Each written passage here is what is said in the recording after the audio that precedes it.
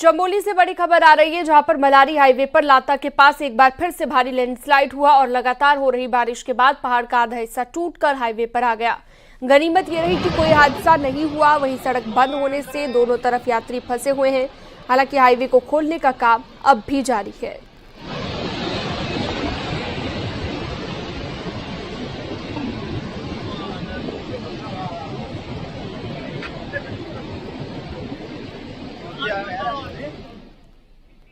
Nitin Semwal phone line पर जुड़ गए हैं, चमोली संवाददाता हमारे साथ।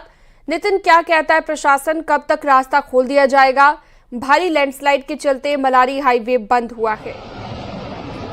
जी, प्रशासन का कहना है कि अभी मार्ग को सुचारू करने में काफी समय लग सकता है, क्योंकि पहाड़ का पूरा हिस्सा टूटकर सड़क पर आया है, जैसे हम तस्वीरों में भी देख सकते हैं। और यहीं पर अगर बात करें तो पिछले 30 से अधिक घंटे हो चुके हैं यहीं पर मोटर मार्ग बाधित था। बारिश की वजह से लगातार यहाँ पे पत्थर गिर रहे थे और आज बड़ा लैंडस्लाइड अभी सुबह यहाँ पे हुआ है, जिससे अगर बात करें तो नीति घाटी के लगभग 1 दर्जन से अधिक जो ग्रामीण इलाके हैं उसका संपर्क कट चुका है। इसके अलावा जो सेना के वाहन मलारी और नीति घाटी के लिए जाते हैं, सीमावर्ती इलाकों में जाते हैं, वो भी वहाँ पे आवागमन नहीं कर पा रहे हैं। तो ऐसे में प्रशासन के सामने एक चुनौती जरूर है, क्योंकि महत्वपूर्ण राष्ट्रीय राजमार्ग है, भारत चीन सीमा को जोड़ने वाला महत्वपूर्ण मार्ग है।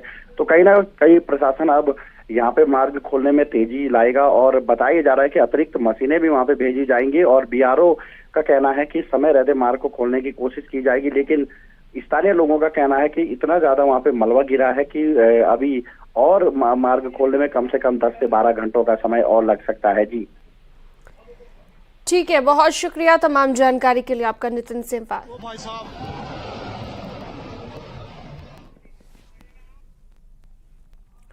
उत्तरकाशी में भारी बारिश की वजह से बंद हुए गंगोत्री यमुनोत्री हाईवे को बीआरओ और एनएच लोनीवी द्वारा खोल दिया गया है। सुबह सुबह भूस्खलन के चलते गंगोत्री बंद हुआ था और इसके अलावा आपको बता दें कि गंगोत्री हाईवे दरअसल बंद हुआ था और गंगोत्री हाईवे के साथ साथ बंदरकोट और गंगनानी के पास यमुनोत्री हाईवे किसाला के पास बंद हो गया था। मार्ग खुलने से यात्रियों को बड़ी राहत मिली है, हालांकि इन जगह पर लगातार भूस्खलन की स्थिति बनी हुई है।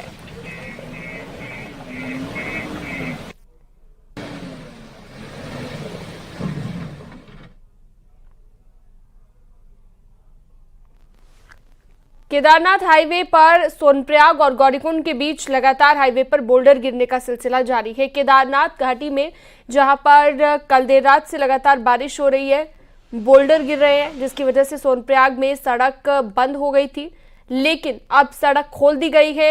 एनडीआरएफ और श्रद्धालुओं का जत्था यहां पर आप देख सकते हैं जो कि फंसा हुआ था, हालांकि अब रास्ते को खोल दिया गया है।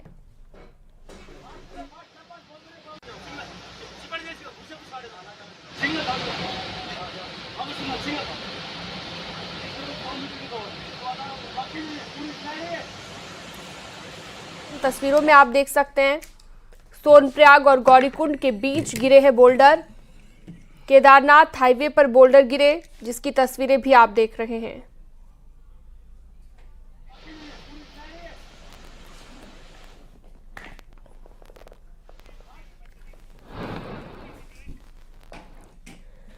पचवादून इलाके में तेज बारिश के बाद नदी नाले उफान पर हैं। विकासनगर के शिमला बाईपास इलाके में नदी नालों में आए पानी की वजह से लोगों को रपटे पार करने के लिए भारी मुसीबत का सामना करना पड़ रहा है। रुद्रपुर में मौजूद गोना नदी में भी उफान पर आ गई है गोना नदी, और इसी दौरान स्कॉर्पियो कार उफनती नदी को पार करने की कोशिश में फंस गई और पानी में फंस गई ये कार। बड़ी मुश्किल से स्थानीय लोगों की मदद से कार को पानी से बाहर निकाला गया।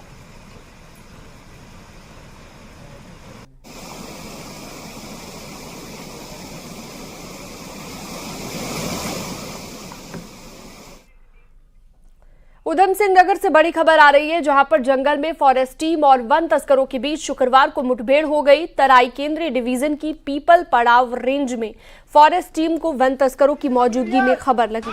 फॉरेस्ट टीम मौके पर पहुंची। फॉरेस्ट टीम को अपने करीब देखकर तस्करों ने फायरिंग करना शुरू कर दिया। हालांकि फॉरेस्ट टीम ने भी जवाबी फायर किया और दोनों तरफ से 30 से ज्यादा राउंड फायरिंग हुई है। तस्करों की फायरिंग में 4 वनकर्मी घायल हो गए, जिनमें रेंजर रूप और नारायण गौतम और इसके अलावा 3 फॉरेस्ट गार्ड शामिल हैं। चारों घायलों को रुद्रपुर के जिला अस्पताल में भर्ती कराया गया, जहां पर घायलों को देखने उधम सिंह नगर जिले के एसपी मणिकांत मिश्र भी पहुंचे। एसएसपी के मुताबिक फॉरेस्ट टीम पर फायर करने वालों में से एक की पहचान हुई है। पुलिस जल्द ही अपराधियों की गिरफ्तारी कर लेगी। पुलिस शुक्रवार रात से ही तस्करों की धरपकड़ की कोशिश कर रही है।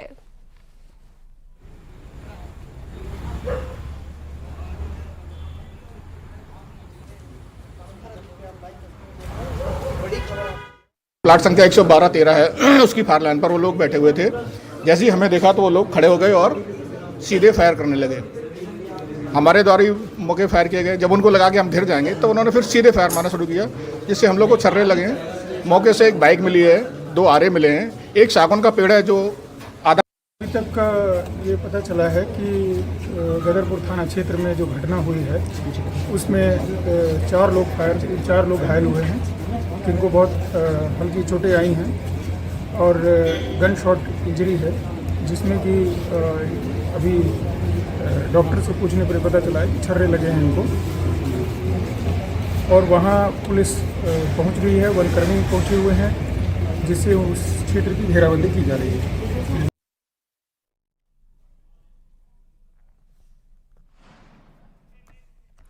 शैलेंद्र नेगी फोन लाइन पर जुड़ गए हमारे साथ। शैलेंद्र, तस्करों ने वन कर्मचारियों पर गोली भी चलाई, गोली की आवाज भी सुनाई दी है। 4 फॉरेस्ट कर्मचारियों को गोली लगी है। अभी क्या क्या एक्शन उनके खिलाफ लिया जा रहा है, क्या लेटेस्ट अपडेट? देखिए, जो पीपल पड़ाव का ये पूरा इलाका है, यहाँ पर बड़ी मात्रा में जो है वन गुर्जर रहते हैं। तो ऐसे में जो वन गुर्जर हैं और उसके अलावा स्थानीय जो बहुत सारी राइट्स की बिरादरी है वो भी यहाँ पर रहती है। तो इसलिए यहाँ पर जो रहने वाले लोग हैं उनके यहाँ इस समय पुलिस दबिश दे रही है, क्योंकि फॉरेस्ट टीम में जो लोग मौजूद थे उसमें से एक व्यक्ति की पहचान की गई है जो वन तस्कर था उनके द्वारा। तो जो वन तस्कर है उसके घर पे छापेमारी तो की जा रही है, साथ में उसके आसपास जो लोग मौजूद थे उनके घरों में भी छापेमारी की जा रही है। और कल देर रात से ही जो है पुलिस और फॉरेस्ट की टीम जो है इलाके में दबिश दे रही है। फिलहाल अभी तक किसी की गिरफ्तारी की कोई खबर नहीं आई है, लेकिन ये जो लोग हैं ये हैबिचुअल एक तरीके से ऑफेंडर्स हैं, जो लगातार इस तरीके से जो उधम सिंह नगर का जिसका राई का जंगल है पूरा का पूरा, वहां पर इस तरीके से तस्करी करते रहते हैं। और जो सागौन, शीशम और खैर की लकड़ियां हैं वो इनके निशाने पर रहती हैं। तो वन विभाग को थोड़ा क्लू तो इनके बारे में है कि कौन कौन लोग हैं इलाके में तस्करी का काम करते हैं, और इसीलिए इनकी हर गतिविधि पर भी फॉरेस्ट डिपार्टमेंट की नजर रहती है। और इसमें से कई सारे ऐसे लोग हैं जो पहले भी जेल जा चुके हैं, पहले भी फॉरेस्ट एक्ट में इनके चालान कट चुके हैं, लेकिन अब पुलिस इनकी तलाश कर रही है, क्योंकि ये बहुत गंभीर मामला है कि 4 फॉरेस्ट के कर्मचारी घायल हुए हैं, उसमें एक रेंजर भी शामिल है जो घायल हैं। उनका ऑपरेशन इस समय डिस्ट्रिक्ट हॉस्पिटल रुद्रपुर में जारी है, क्योंकि उनके जो छर्रे थे वो उनके पेट के अंदर हैं, तो इसलिए उनका ऑपरेशन वहां पे किया जा रहा है। उनकी हालत फिलहाल खतरे से तो बाहर बताई जा रही है, लेकिन पूरा का पूरा मामला इस तरीके से सरकारी टीम पर हमले का मामला है। तो इसलिए पुलिस और जो फॉरेस्ट की टीमें हैं वो लगातार इन सारे के सारे जो तस्कर हैं उनकी तलाश में जुटी हुई है। बहुत शुक्रिया शैलेंद्र नेगी इस तमाम जानकारी के लिए आपका।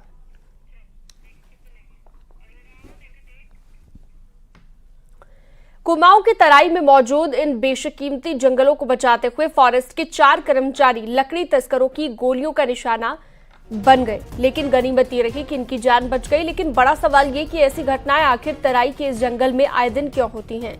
दूसरी तरफ आए दिन हो रही लकड़ी की तस्करी और वन्य जीवों का शिकार रोकने के लिए हो रखे लाइव इनकाउंटर्स के बाद वन महकमा अपनी स्ट्रेटेजी को बदल रहा है, ताकि तस्करों को रंगे हाथ पकड़ा जा सके और मुठभेड़ होने की स्थिति में तस्करों को मार भागने से रोका जा सके। दरअसल तस्करों को भागने से रोकने के लिए भी इस स्ट्रेटेजी का इस्तेमाल किया जा रहा है।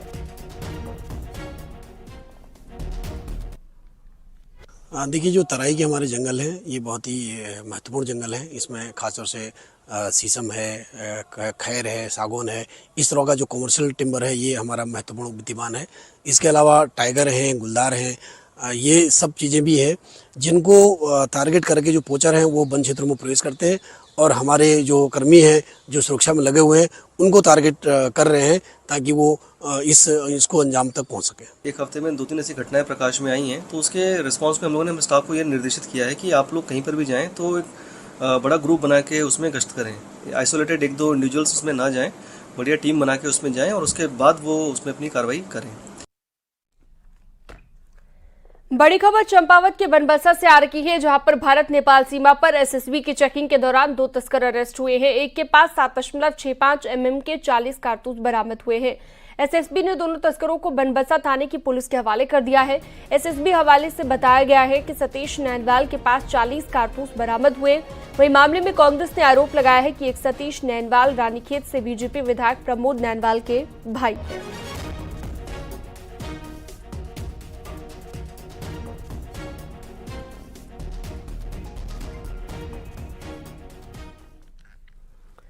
कारतूस के साथ बनबसा में गिरफ्तारी मामले को लेकर कांग्रेस के प्रदेश अध्यक्ष करण माहरा का बयान सामने आया। करण माहरा ने कहा कि रानीखेत विधायक के भाई अवैध कारतूस के साथ पकड़े गए हैं। अब सरकार और पुलिस बचाने की कोशिश कर रही है। आरोपी को अगर बचाने की कोशिश की गई तो कांग्रेस सड़कों पर उतरेगी। और कारतूस मामले को लेकर आरोपी सतीश नैनवाल के भाई प्रमोद नैनवाल ने कहा कि मैं कारतूस लेकर नहीं जा रहा, मेरा भाई अलग है, उसका परिवार अलग है।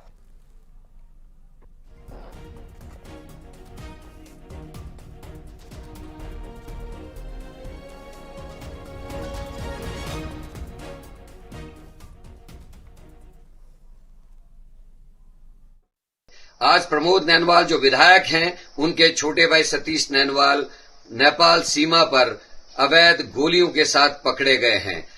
57 बटालियन सशस्त्र सीमा बल ने उनको 7.65 ml कारतूसों के साथ पकड़ा है, जिसकी संख्या लगभग 40 बताई गई है। और भी कुछ अवैध सामान पकड़ा गया है, जो मुझे समाचारों से पता चला है, जो पोर्टल में चीजें आई उससे पता चल रहा है। लेकिन सरकार और प्रशासन अब उनको बचाने की कवायद कर रहा है।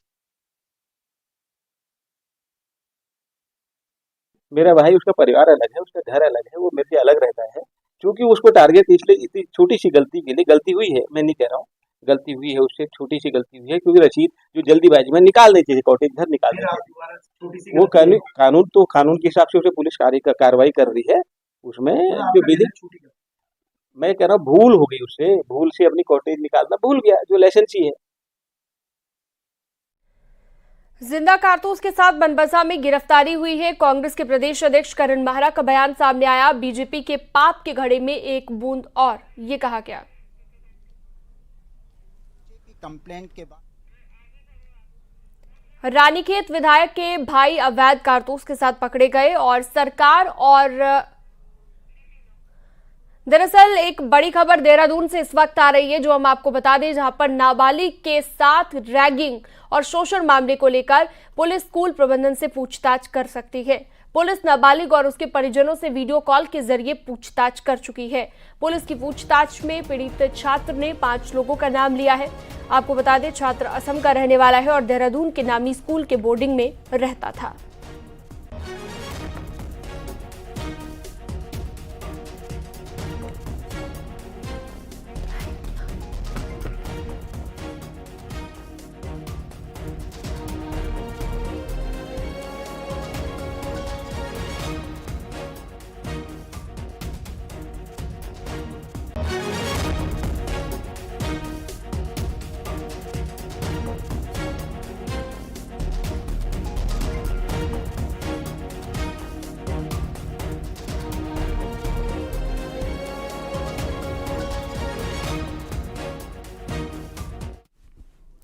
उत्तरकाशी से बड़ी खबर आ रही है, जहां पर वरुणावत पर्वत पर हो रहे भूस्खलन पर सर्वे शुरू हो गया है, जिसके लिए टीएचडीसी सहित जीएसआई और यूएलएमएमसी के विशेषज्ञों की टीम यहां पर पहुंची हुई है। विशेषज्ञों की टीम कल देर शाम को वरुणावत भूस्खलन का जायजा लेने पहुंची।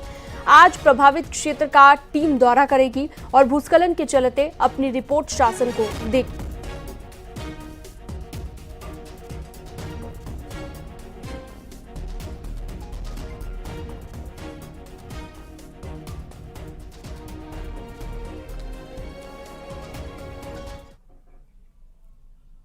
और आगे बढ़ते हैं अगली खबर उत्तरकाशी से, जहां पर हर्षिल बाजार में एक दुकान आग की चपेट में आने से लोगों में अफरा तफरी का माहौल बन गया। सूचना के बाद पहुंची फायर सर्विस के लोगों ने स्थानीय लोगों की मदद से आग पर काबू पाया है। हालांकि आग में जलकर दुकान में रखा सारा सामान जलकर राख हो गया।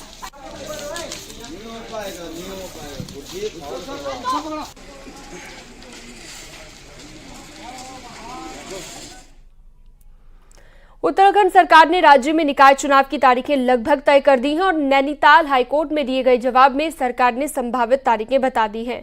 राज्य सरकार ने हाईकोर्ट को बताया कि उत्तराखंड में निकाय चुनाव की पूरी प्रक्रिया 25 दिसंबर तक पूरी कर ली जाएगी और इसके लिए 10 नवंबर को चुनाव की अधिसूचना भी जारी हो जाएगी।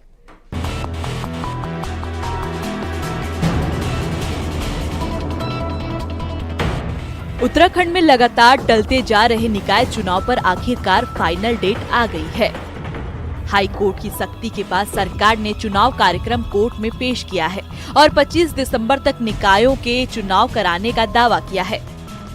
साथ ही 30 सितंबर तक आरक्षण रोस्टर तैयार करने की भी बात कही है।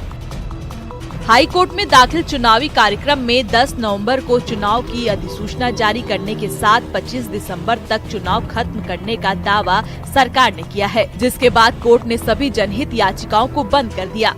उन्होंने जो समय सूची दी है उसके अनुसार 25 दिसंबर तक पूरी पालिकाओं के निर्वाचन करा दिए जाए और आयोग की ओर से माननीय न्यायालय को बताया गया कि पुनरीक्षण का कार्य तत्काल प्रारंभ कर दिया गया है और अगर राज्य सरकार रिजर्वेशन का काम भी पूरा कर दे तो हम राज्य सरकार के इस कार्यक्रम के अनुसार इलेक्शन करवा देंगे। दरअसल सरकार ने चौथी बार चुनाव कराने की बात कोर्ट में कही है, लेकिन याचिकाकर्ताओं को अभी भी कम ही यकीन है। 2 दिसंबर 2023 के बाद प्रशासकों के हवाले निकाय है। हालांकि सुनवाई के दौरान कोर्ट ने टिप्पणी की कि चुनाव न करा पाना सरकार का फेल्योर है। हालांकि याचिकाकर्ता अब इस मामले को सुप्रीम कोर्ट ले जाने की तैयारी में है।